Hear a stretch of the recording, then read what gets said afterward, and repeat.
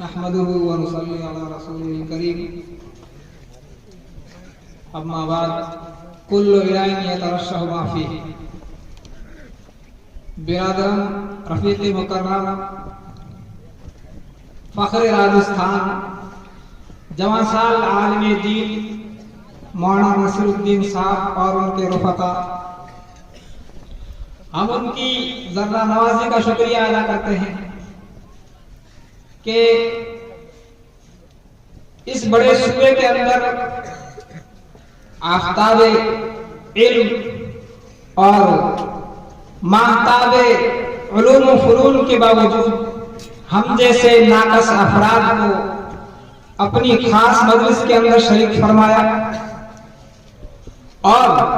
طلباء عزیز کی گوناگون مضامین، عربی تقاریر، اردو تقاریر اور اشعار،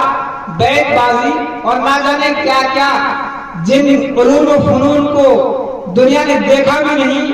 ان تمام علوم و فنون کا گہوارے کے اندر ہمیں شریک کیا. فجزاکم اللہ احسن الجزاء. میں طلباء سے یہ کہہ کر مختصر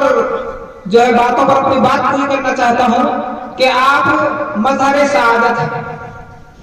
آپ ایک ایسے چمنستان کے اندر آباد ہیں جہاں خزاں کا گمان بھی نہیں ہے. میں عزم مصمم 100% یقین کے ساتھ رفیق مکرم کو داد دیتا ہوں اور حوصلہ دیتا ہوں کہ چہار دیواری کی ضرورت نہیں ہوا کرتی ہے، تعمیرات کی ضرورت نہیں ہوا کرتی ہے، بہت سارے